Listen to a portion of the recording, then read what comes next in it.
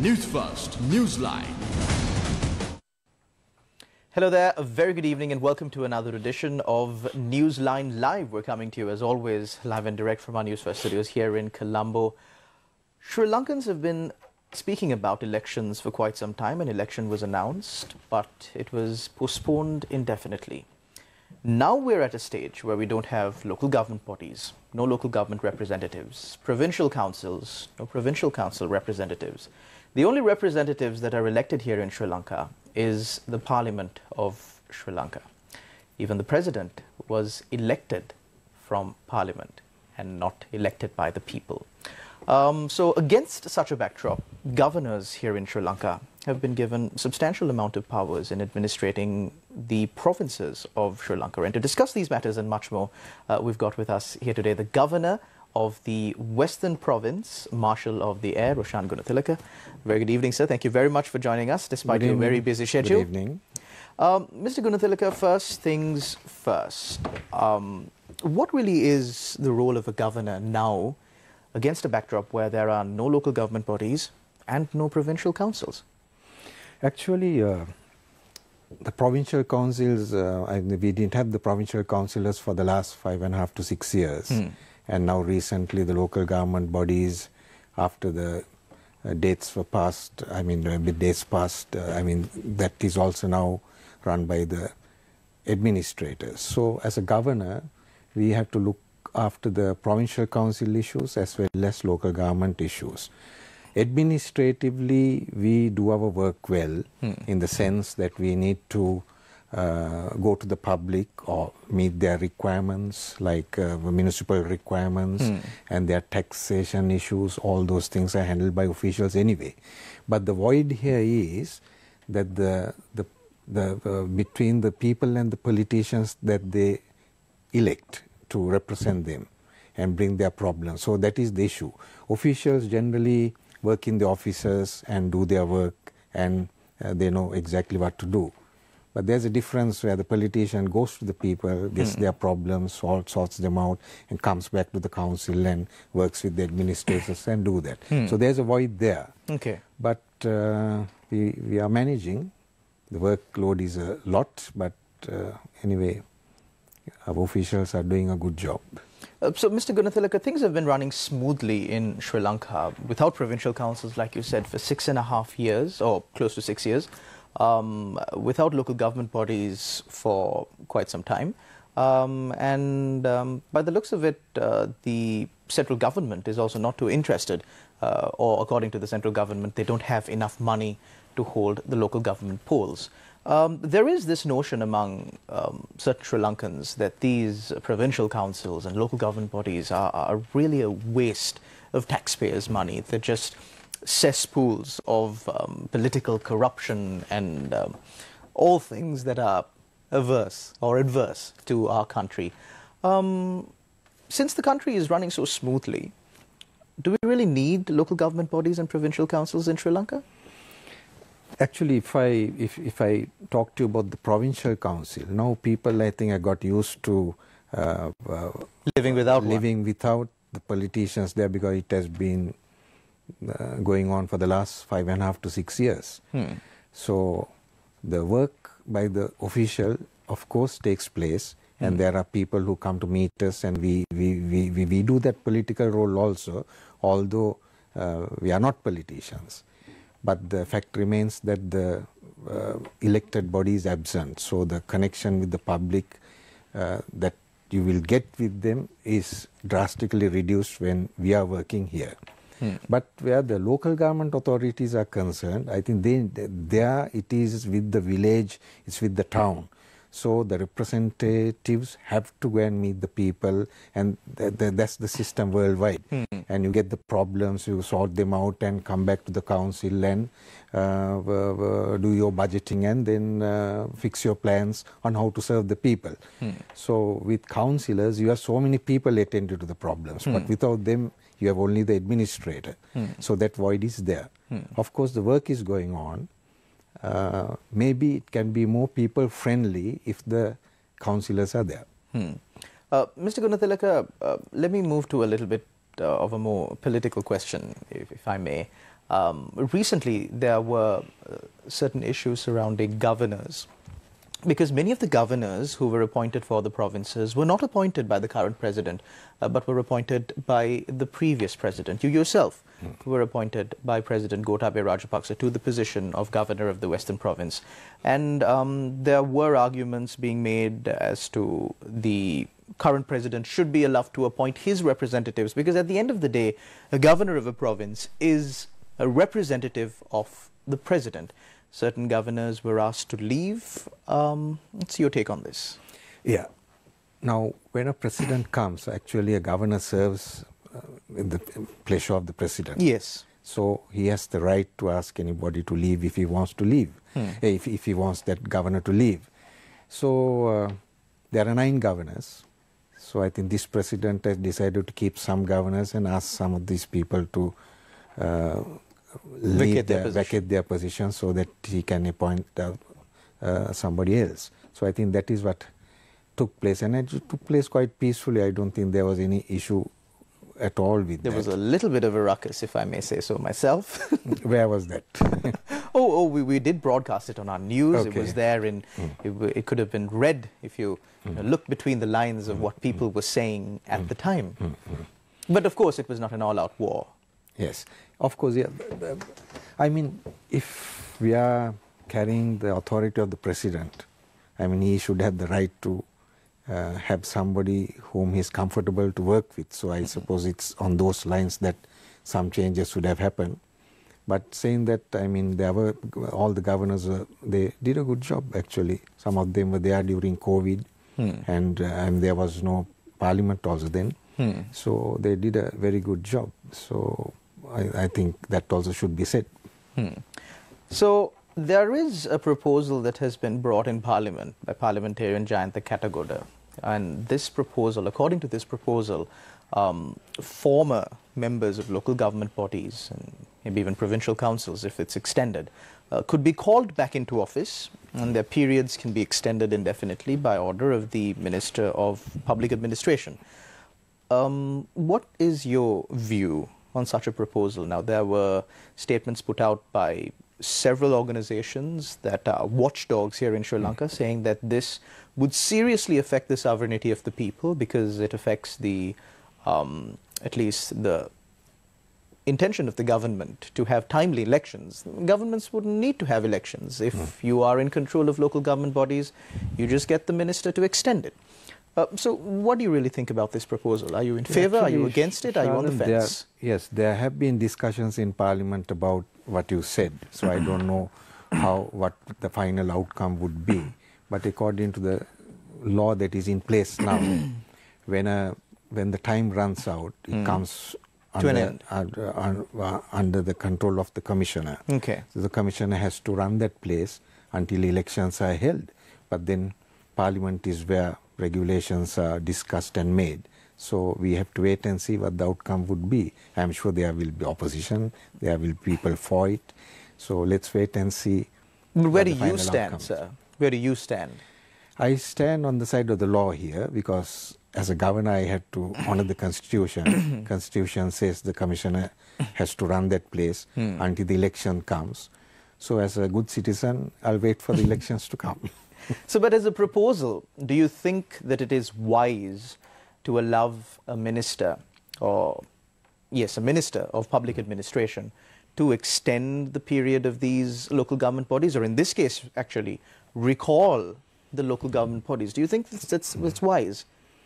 Well, there is provision for you to increase the tenure. Just by 1 year? 1 year, and then maybe another year through another system. But after 4 years, I think they stopped doing that, and they decided to go for elections. So when that decision is taken, other procedure must take place according to that. So everybody waits for the elections to come. Okay. So I think that's a normal citizen's right to ask for the election. And they are asking.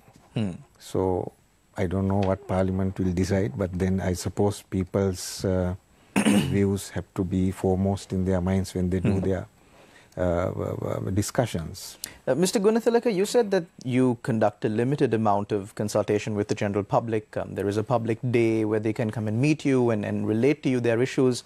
What's the mood of the people like with regard to the local government bodies and how things are being run right now?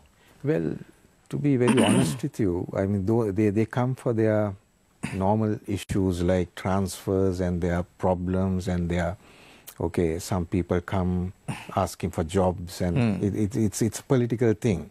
So people generally come on Monday for that. Okay. But then every other day also they come and meet us with their problems. So we try to solve them as much as possible. But there's no despair. I have not seen any despair or any hopeless feeling amongst the public. It's just the normal problems that they have. So we try to resolve them. Mr. Gunathilake, we're speaking today in a country where there are about... Of course, there was a time when these issues were taking place and demonstrations and all these things were taking place. There was a different mood with the public, you know, they were angry and sort of looking at every official in a different way. In a very antagonistic way. Yes, as if to say, you have not done your job, that sort of thing. But now I think they have settled down, there is hope. I think we are doing okay. So right now, Mr. Gunathilake, we are living in a country where 7 million Sri Lankans are living below the poverty line. Given your interactions with the general public by way of public day, or you said they come almost every other day, all of those interactions, what do you think the situation in the Western Province is like? Well, Western Province has a migratory population also. They come for work and they go back. And there are people who are very much low in the, I mean, their earning power is very low. Right. My take on this whole thing, Shalan, is that you have to empower people. You have to equip them, empower them, and get them into systems where they can find their own employment and do their own thing. So until we do that, if we go to satisfy them with this and that and all these things, with handouts, we are going to be in one place.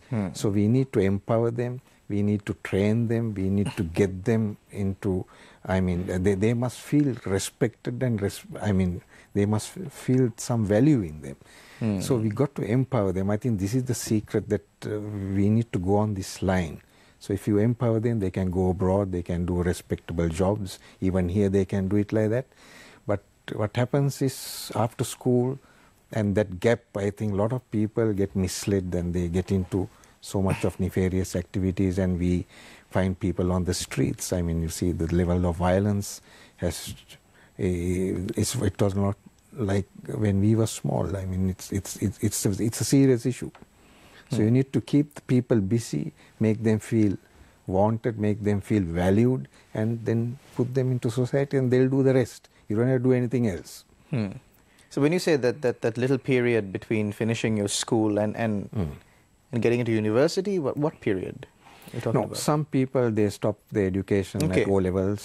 That's the danger there, because they don't continue. They get into a three-wheeler or some place. But then if you have vocational training to get them up to respectable standards of, you know, qualifications, where they can't get a degree but they are quite okay with this, I think there are enough jobs here. I mean, for our construction industry itself, we get people from outside to work here. So there are enough people here. I think we should be able to keep them busy and get them having their own families, their own incomes and all these things. Are there any programs currently ongoing, well, under your purview as the governor of the Western Province, to do exactly what you were saying that should be done, encouraging the people, providing vocational training and other forms of training? We do a lot of vocational training, and recently we started a program where, there are situations where farmers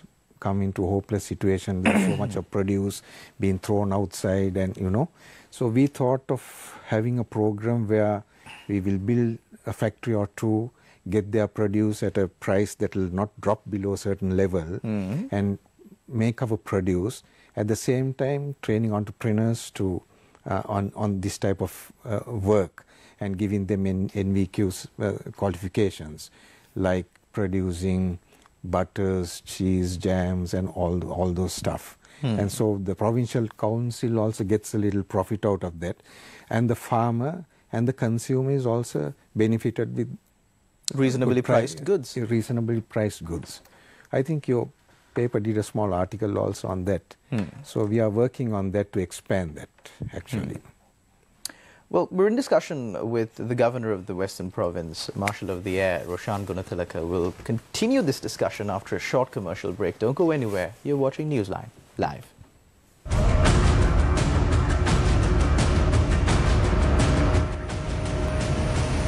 Newsfirst, Newsline. Special Parliament Select Committee chaired by SLPP General Secretary to find out why Sri Lanka went bankrupt. 9 out of the 14 members from the SLPP. No Samurdhi, no Aswasuma, no disability benefits. Protests on the streets continue. Natasha Edirisuriya released on bail. Give the general public the benefit of the reduction in policy interest rates. Governor of the Central Bank requests the financial sector.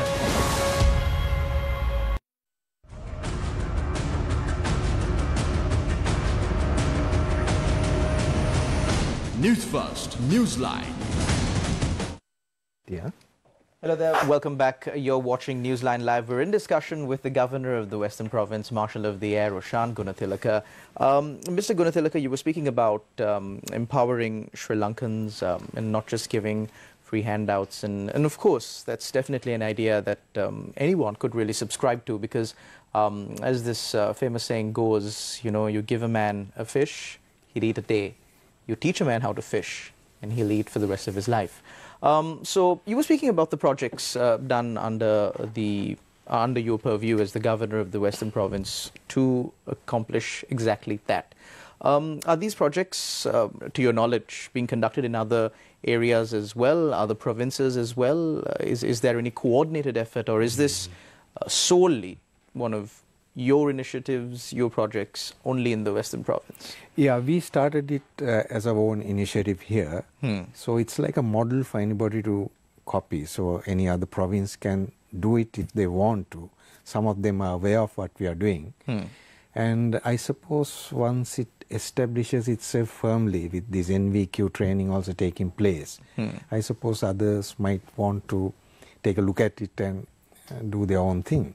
But I personally feel that we are reaching the public. We are giving the farmer a good chance, I mean, some hope. And also the consumer gets a good product for a reasonable price. So I think that's good. Maybe because I mean, now if you take the eggs or whatever it is, we don't have eggs sometimes. Eggs are very highly priced. So I suppose my personal thing is that for a government to enforce pricing, the government has to have influence over something. So that means it must have some control over it.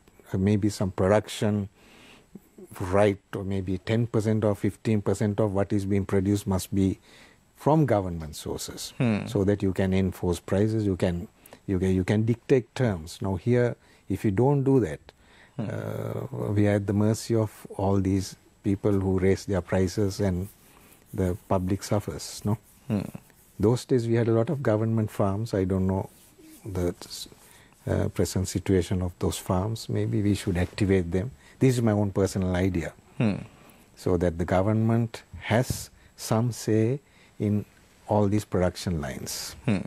Mr. Gunathilake, just a while ago, I believe a little bit before we crossed over to the commercial break, you were speaking about the rise in crime here in Sri Lanka.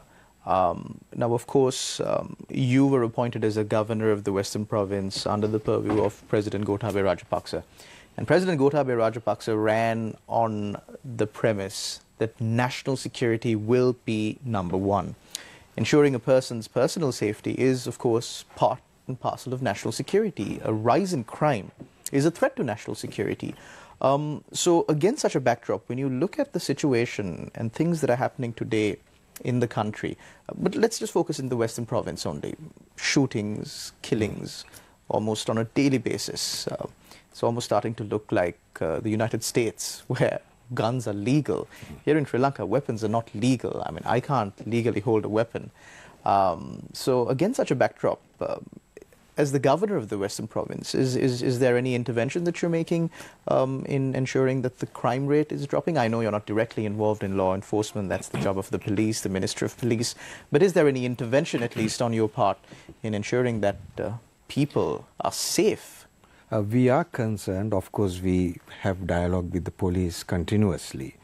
But as you mentioned this word national security, actually it's a closely integrated system of a lot of compartments coming together. That's what you call national security. So if a person's economic situation weakens, then I mean, all the other factors might impinge on him and he might come to the streets firing his guns or activities. So everything must be balanced, you know, the economic situation must be okay, education system must run well, health system must run well, then our finances must be okay. So these are, we can talk, but it's very difficult to maintain this, but then everything has to have a balance so that the public is safe and a man can say, okay, my children can walk safely, learn whatever they want, equality is there, you know, liberty is there, that sort of thing. So when one factor goes off,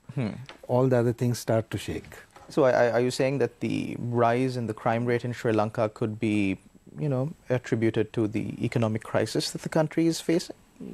Not one, a little bit more than others? That is one of the reasons, I would say. But of course, these things start from your home. I mean, you need to be well brought up in a homely environment. Your leadership, your immediate leadership is your mum and dad. You have to start there. Then you have to take that and go for your children, to your workplace, to your school. So it starts there. So when things start breaking down there, and the family unit doesn't function properly, all the other things get into disarray, and then you find all these things happening. So I don't know, you will have to agree with me on this. It starts at home. Cool. Mr. Gunathilake, we're in the final few minutes of the show. Let me pick your brain a little bit again on something more political than you'd probably like to answer. Mr. Gunathilake, I was recently going through some statistics, and in Sri Lanka as a country, we spend about north of 50% of our budget on defense.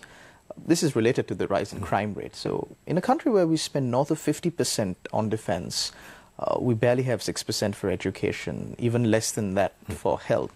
And we have about 2%, I believe, for transport here in Sri Lanka, which would explain why our public transport, buses, trains are all so bad. So in a country where we spend over 50% on defense, do you think it's acceptable that there is such a high crime rate in Sri Lanka that a woman can't probably walk home on a dark road in the night and be sure that she'll be safe? That children can't really walk around in their own villages without the threat of being abused. Do you think that is fair in a country where over 50% of our budget is spent on defense? Yeah, of course, Shalan, now defense, they're active when there's some requirement. If there's no requirement, then they are in barracks doing their normal thing. But we have a big military force. You're right in saying that. Of course, most of these people who were there when the conflict finished. So you can't just send them home after they suffered and toiled on the battlefield. You have to keep them there. Of course, now the intakes are very small. So in the future, I think there's a gradual reduction in the right sizing of the military is what they call it. And what happens now is we were fighting with old equipment. So if you want a military, even if you downsize the military, you have to equip them with all the modern stuff for them to be effective. So that transient period will also have some expenditure. After that, I think maybe things will settle down and we'll have a efficient, moderately, I mean, size-wise, military that will serve the people whenever the requirement arises. And that doesn't take up 50% of our budget? It may not. It'll not. After you get all your equipment and all these things in place, because buying aircraft is expensive. I mean, buying military hardware is expensive. So best thing is use technology, reduce the manpower force, and have an efficient military, small-sized military. But it will take some time. I think they are doing it, but it will take some time. Of course, you say it's big military, but those are also jobs. People are working. So if they don't work, if they stay outside, I mean, they also can be, they can go either way. They can be peaceful citizens, they can be non-peaceful citizens. You've got to manage the situation very carefully. Thank you very much, Mr. Roshan Gunathilake, Governor of the Western Province, Marshal of the Air, former Commander of the Sri Lanka Air Force. Thank you very much for joining us on our show and also answering many political questions that I knew you quite probably wouldn't want to answer, but I posed them to you anyways. Thank you very much, sir, for taking time off your busy schedule and joining us. Thank you very much to our viewers out there also for tuning in, as always, to Newsline Live. We will see you again, same time, same place tomorrow. Until we meet you again, take care and God bless.